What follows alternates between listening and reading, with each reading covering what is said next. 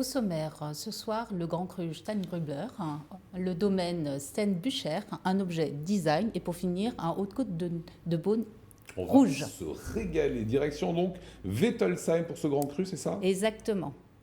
Donc ce Grand Cru s'étale à peu près sur 23 hectares. Il est classé parmi les sols marno calcairaux gréseux. Son nom signifie entre autres calcaire de pierre. Voilà ce que je peux dire déjà sur ce Grand Cru. Il y a des profils de terrain extrêmement complexes. Oui, c'est vraiment sa particularité sur ce Grand Cru. Sur le bas du Grand Cru, on va plutôt avoir effectivement des zones de calcaire mais gris compact. Au centre du Grand Cru, c'est plutôt des marnes calcaires. Plutôt à l'ouest, c'est là où on va trouver le grès, mais également une arête granitique. Ça, c'est pour le sol. Qu'est-ce que vous pouvez nous dire des vins?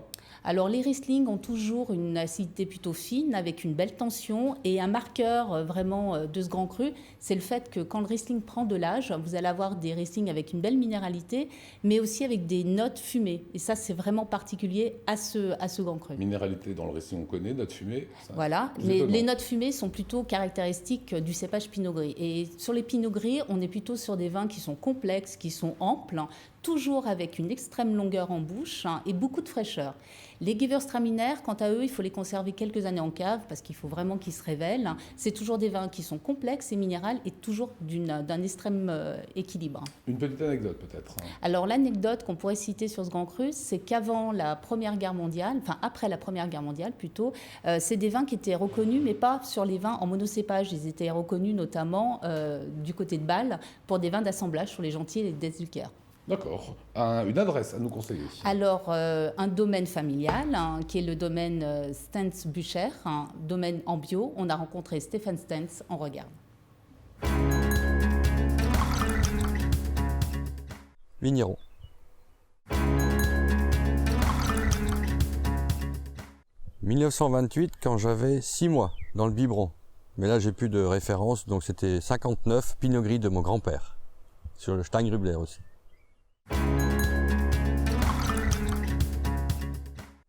Les agrumes.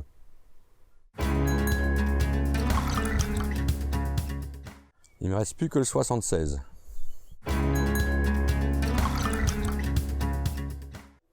Alors dans 50 ans en Angleterre et aujourd'hui dans le Val-de-Loire, surtout pour les Chenins et le Sauvignon. Moi j'adore comme les vignerons parlent de leur vin. L'objet de la semaine. Petit objet design ce soir, constitué de 5 petites pièces en verre. Michel Berretz, une petite idée? Auriez-vous une idée?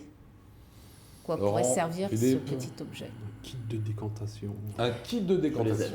Allez, non, pas vraiment. Il n'y a pas une relation directe en fait avec le vin, c'est plutôt design. En fait, c'est 5 petits objets, notamment 4, qui servent en fait de bol pour l'apéritif. C'est un petit kit apéro. Et en fait, ça constitue...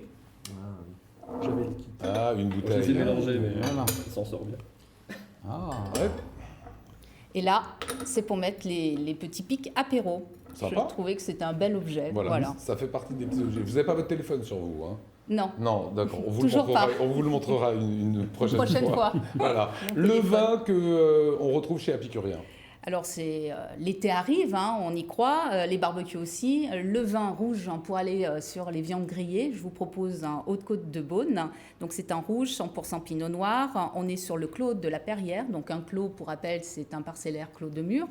Là, vous êtes sur le domaine Parigot, certainement l'une des plus belles références sur cette appellation. Le nez très expressif sur de la mûre, du cassis, des notes poivrées un peu épicées, un peu de vanille due à l'élevage.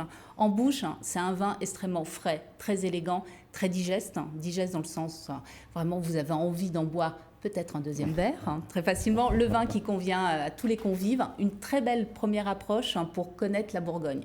Après ultrasage pour un Bourgogne rouge. Est-ce qu'il y a un petit repas, un petit plat qu'on pourrait... c'est quoi, c'est un peu de charcuterie avec? Alors la charcuterie, oui, sans évidemment les cornichons. Marche toujours, ouais. Un petit rappel. Sans les cornichons. Sans les cornichons, qui va tuer complètement votre vin. Ouais. Ensuite, le canard un peu rosé, parfait, notamment avec une petite croûte de poivre ou une sauce au poivre à côté également. Et sinon, poulet grillé, tout simplement, avec des notes un peu de curry, vous voyez, pour les épices, parce que c'est un vin qui est relativement bien épicé. Le curry ne tuera pas le vin? Non, après, c'est une question de dosage. C'est toujours une question de dosage. Oui, voilà. C'est ce qu'on me dit souvent. Voilà.